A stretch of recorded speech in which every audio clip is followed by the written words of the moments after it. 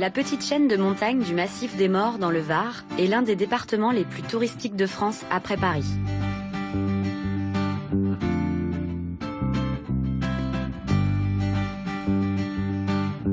Pour aller dénicher les villages perchés qui font face au littoral méditerranéen, je longe la route de la Corniche qui va du Lavandou à Cavalère. Entre le Rayol Canadelle et Cavalère, je ne peux m'empêcher de m'arrêter à tous les points de vue pour savourer le paysage.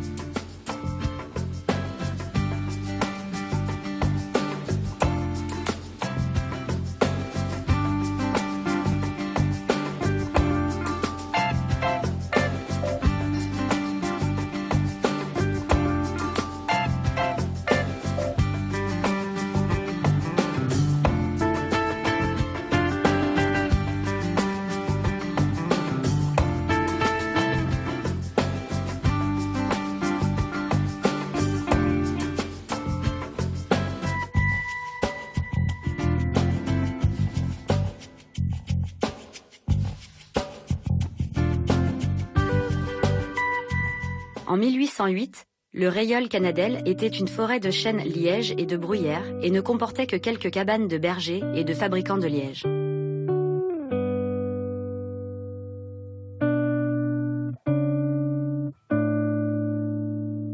Ce n'est que dans les années 1925 que fut créée la station balnéaire du Rayol Canadelle. Grâce au respect du plan d'origine et aux règles d'urbanisme de l'époque, et malgré quelques excès, la commune est aujourd'hui une des zones du littoral méditerranéen français la plus préservée. Cette partie du littoral est aujourd'hui la propriété du Conservatoire du littoral.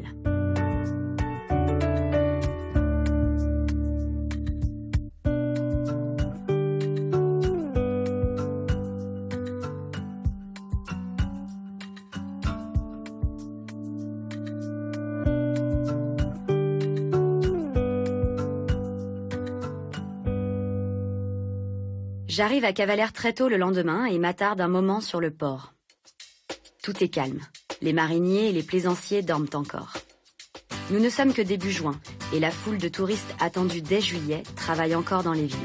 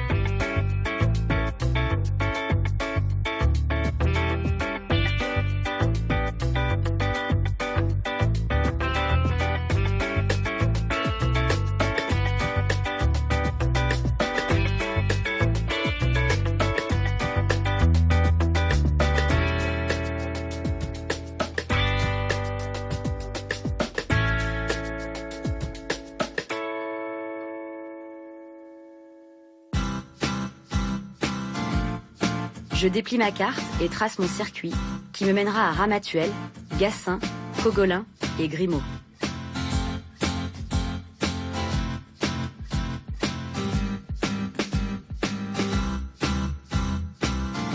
Quelques heures plus tard, je reprends ma route à travers les vignobles qui me mènent à Ramatuelle, mon premier village perché.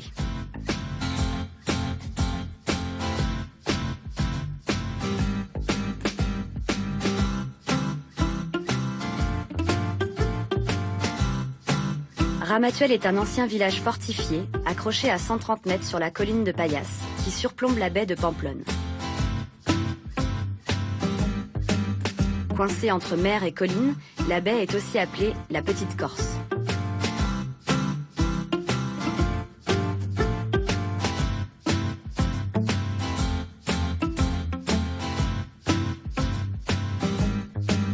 C'est au cours du Xe siècle, après l'invasion romaine, que des Sarrasins, venus d'Espagne, se sont établis en Provence. Certains historiens pensent que le nom de Ramatuelle pourrait être issu de l'expression arabe Ramatu Aya, qui signifie « providence divine » en arabe. C'est certainement après la libération du Massif des Morts en 973 par les comtes de Provence, menés par Guillaume Ier, que date le nom de Ramatuelle.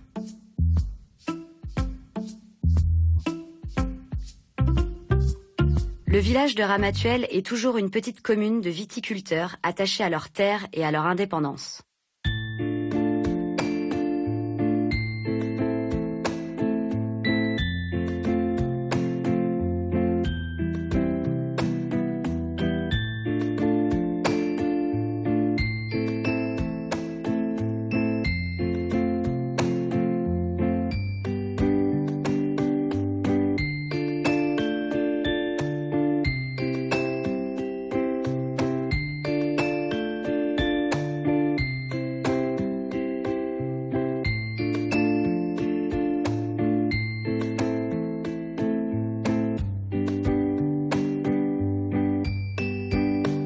Je me perds dans le vieux village et découvre les ruelles étroites et sinueuses enserrées dans l'enceinte circulaire des anciens remparts.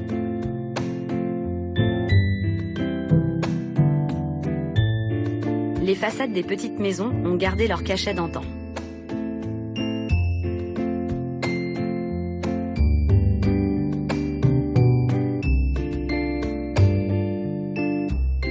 Certaines portes et fenêtres datent du XVIIe siècle, période durant laquelle le village fut rebâti après sa destruction, due aux guerres de religion entre protestants et catholiques pendant la seconde moitié du XVIe siècle.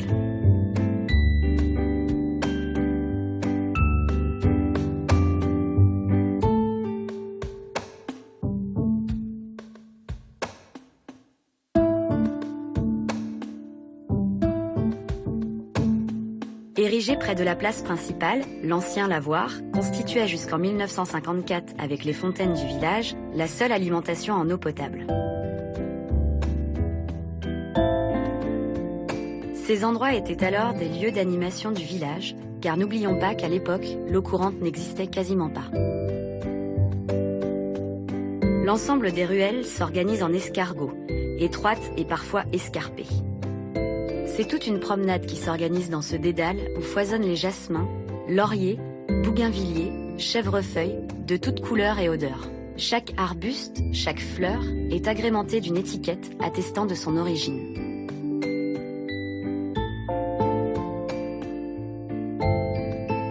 Cette architecture est typique en Méditerranée, agrémentée de petites places, d'escaliers en volée, de pavés, d'étroits passages et de porches énigmatiques, couronnés par le campanile de l'église. Ramatuelle a aussi conservé son patrimoine religieux. Je découvre l'église Notre-Dame de Ramatuelle, située au cœur du village et qui s'appuie toujours sur les anciens remparts. Son portail en serpentine date de 1620 et son clocher est l'ancienne tour de guet des remparts. L'intérieur de l'église cache deux statuettes en bois doré du XVIe siècle et le buste de Saint André, patron de Ramatuelle.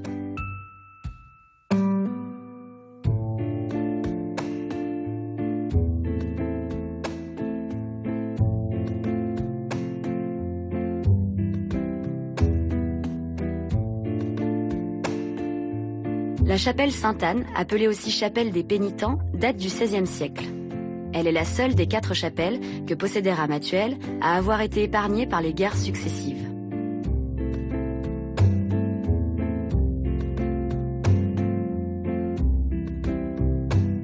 Adossé à la chapelle, le cimetière où repose Gérard Philippe, l'enfant du pays. La propriété provençale de Ramatuelle, la Rouillère, était plus qu'une maison familiale pour Gérard Philippe. Il venait s'isoler ici, loin du tumulte qu'engendrait son immense célébrité. L'acteur décède le 27 novembre 1959 à l'âge de 37 ans.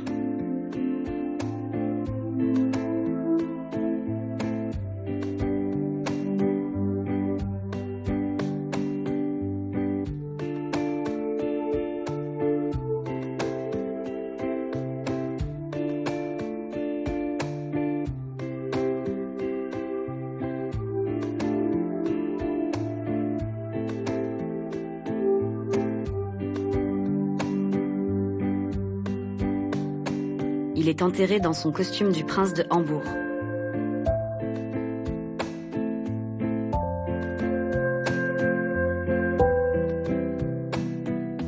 Selon son vœu, sa tombe, abritée par un magnifique laurier, n'est recouverte que de lierre.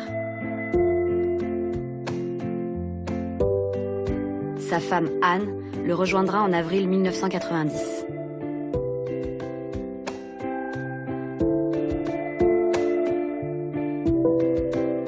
Au sein du village, je contemple la porte sarrasine, datant du XVIe siècle.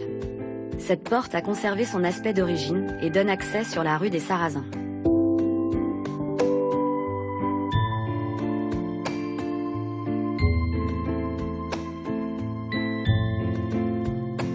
À l'époque, la porte se fermait à l'aide de 2 vantaux et protégeait ainsi l'accès au village.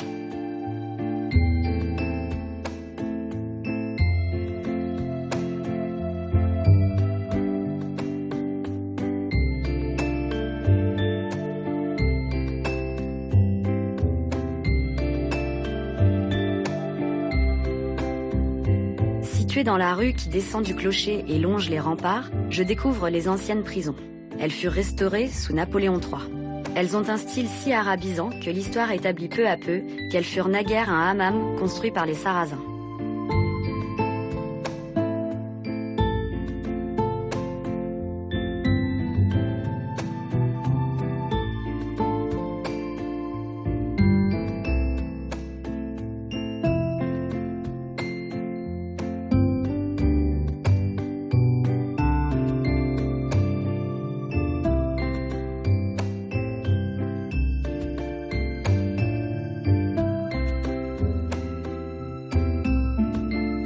Je quitte le village de Ramatuelle, m'arrête une dernière fois sur la route en contrebas de ce village, presque trop beau pour être vrai.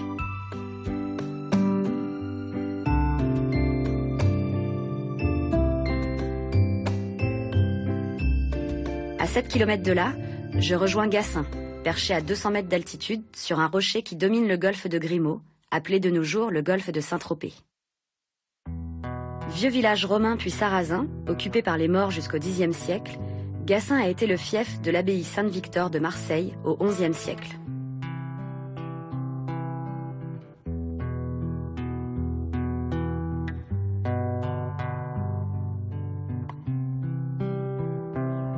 Des remparts existent encore et permettent une vue des îles d'Hyères jusqu'aux Alpes.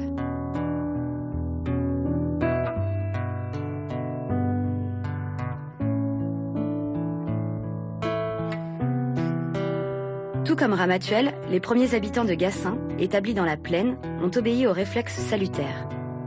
Pour éviter les invasions, les épidémies, les guerres de religion, pour trouver l'eau et la sécurité, ils ont suivi l'itinéraire classique qui commandait de s'élever sur les collines. Ce en quoi ils eurent raison, car jamais le village ne fut envahi. On a écrit que le village de Gassin était le village des sorcières, parce qu'à une époque où la peste ravageait la région, une étrange créature venait, nuit tombante, rallumer les feux dans les âtres abandonnés, transportant les braises à même ses mains nues sans jamais se brûler. Mais tout ceci n'est certainement qu'une légende.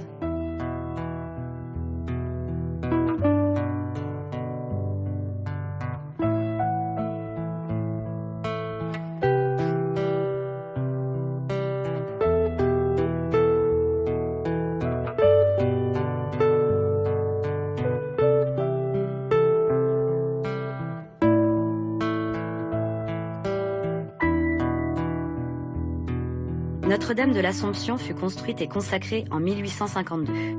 Elle succédait à un ancien sanctuaire, Notre-Dame de la Compassion, qui avait été construit en 1090. Son clocher carré, sans toiture, se dresse sur le chevet et surplombe les remparts. La façade se tourne sur une place et s'ouvre d'une porte surmontée d'un fronton triangulaire.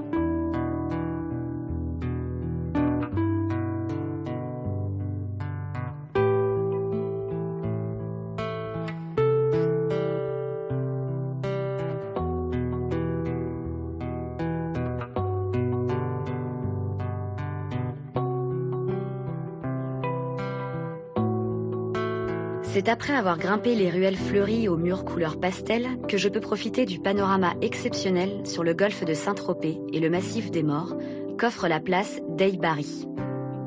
Aujourd'hui, le village est un site classé parmi les plus beaux villages de France. Véritable arc-en-ciel de couleurs, avec ses maisons pastel au dégradé de bleu comme la mer, en passant par le vert de sa végétation et de ses vignobles, Gassin est doté d'un charme mélodieux, encore bien trop méconnu, car trop occulté par la puissante et luxueuse Saint-Tropez.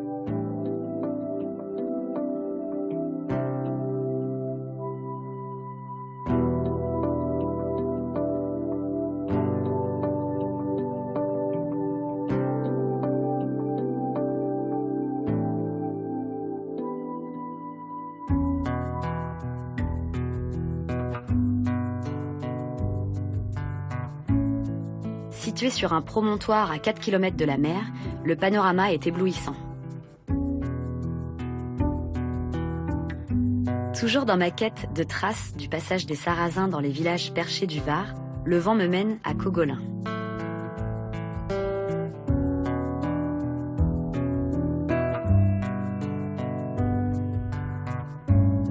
Le vieux village est dominé par la tour de l'horloge du XIVe siècle, vestige d'un château fort et d'anciennes fortifications. Il faut monter tout en haut du vieux village pour trouver la tour de l'horloge du XIVe siècle qui domine la cité.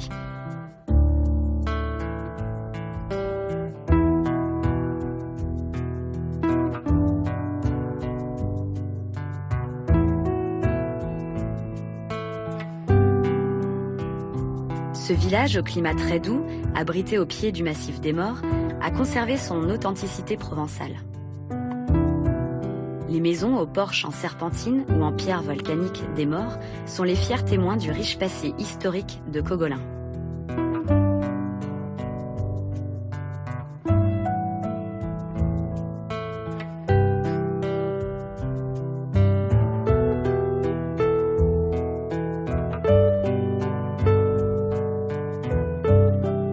Non loin de la tour de l'horloge, je découvre la chapelle Saint-Roch, qui date du XIXe siècle. Elle a été construite avec l'aide de la confrérie des pénitents blancs. Vendue comme bien national pendant la Révolution française, elle a longtemps servi de bâtiment agricole. Dans le cadastre napoléonien de 1813, elle est qualifiée d'écurie avec un jardin.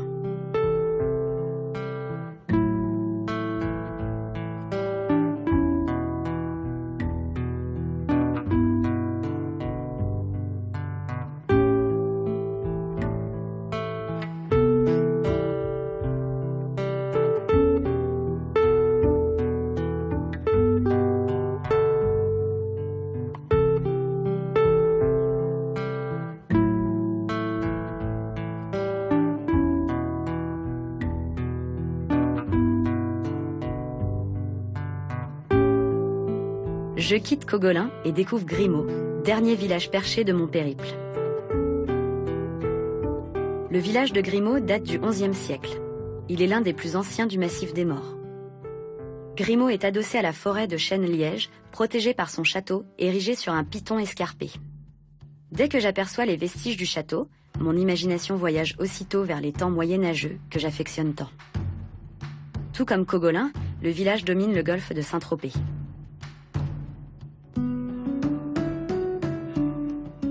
En 973, les comtes de Provence, le roi de Bourgogne et l'empereur byzantin s'unissent pour chasser les Sarrasins hors de la côte varoise. Le village prend ainsi le nom de son premier seigneur en 983, un certain Grimaldi.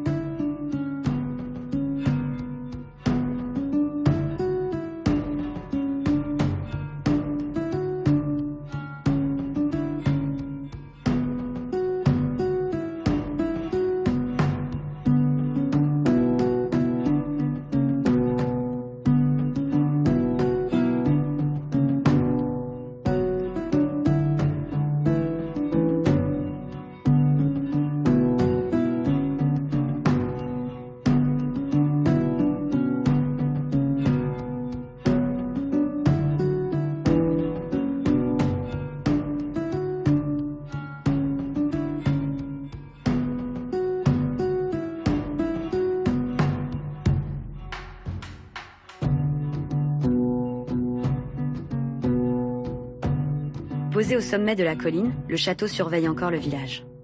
L'extension du village fit sortir les habitants de l'enceinte du château. Le village actuel prit très tôt ses aises devant la vieille sentinelle. La rue des Templiers, jadis appelée la rue des Juifs, abritait commerçants et artisans sous ses arcades.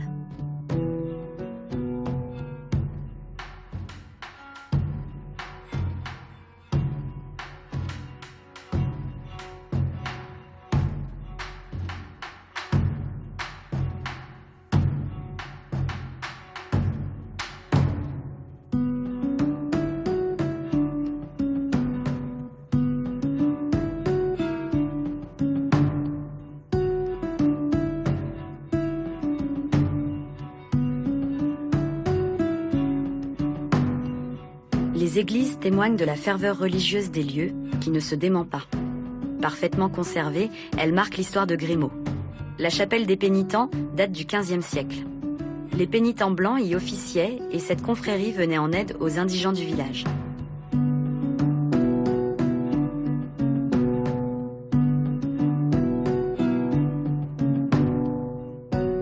L'église Saint-Michel, d'époque romane, classée monument historique, est le seul édifice du Fresnay de cette époque, encore utilisé de nos jours.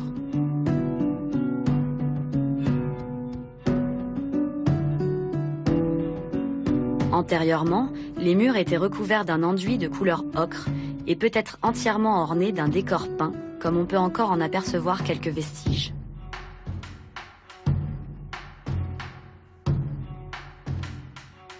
Sous l'autel de l'absidiole sud, dédié à Saint-Michel, reposent plusieurs seigneurs du lieu et membres de leur famille. Le moulin à vent Saint-Roch, datant du XVIIe siècle, récemment restauré par les compagnons du Tour de France, rappelle aux habitants qu'il donna il y a plus de 3 siècles l'autonomie alimentaire à sa population.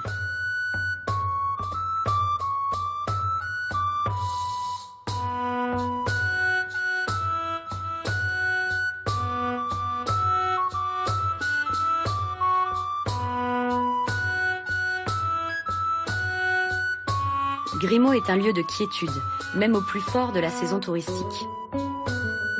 La ville est une accumulation de façades fleuries qui bordent des petites rues préservées et des placettes protégées où chantent les fontaines. Mais cette longue histoire se lit aussi dans les rues du village, où les vieilles demeures, un peu de guingois, et où les façades fleuries de bougainvilliers bordent petites rues et placettes qui n'attendent que vos pas.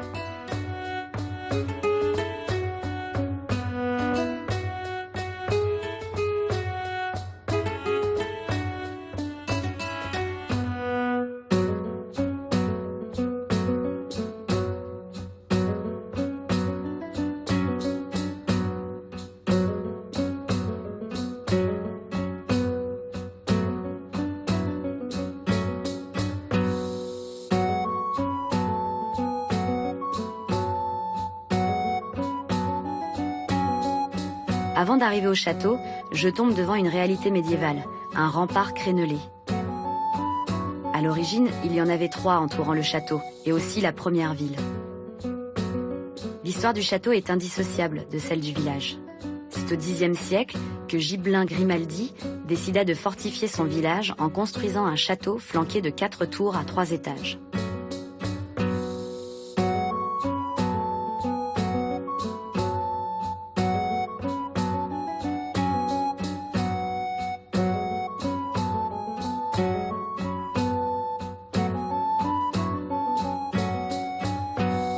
Puis, avec la Renaissance, le rétablissement de la paix, l'expansion de l'économie et de la démographie, le village s'est étendu à l'extérieur.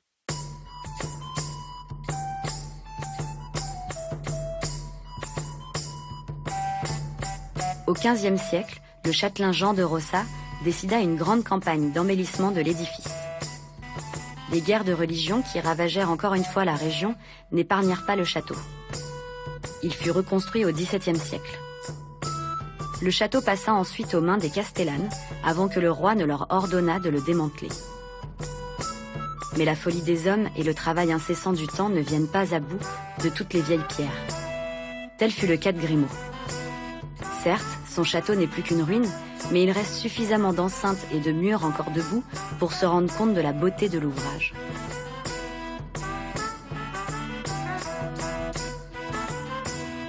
À la fin du XVe siècle, avec la paix retrouvée, tous ces villages du massif des Morts commencèrent à descendre de leurs perchoirs pour gagner les plaines où l'eau était plus abondante.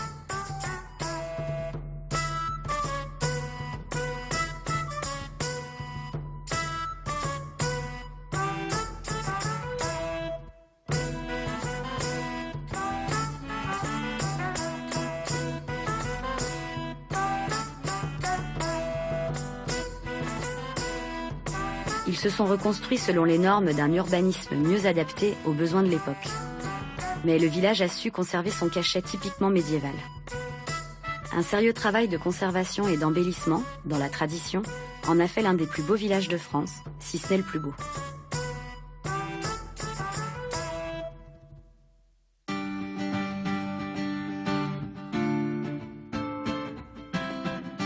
Aujourd'hui, le cœur médiéval de ces villages bat toujours, grâce à ceux qui y vivent, grâce aussi à la volonté des communes qui les entretiennent, aux artistes et artisans qui les animent, et aux amoureux de l'histoire et de la nature, qui font, tout comme moi, ce voyage à la recherche du temps passé.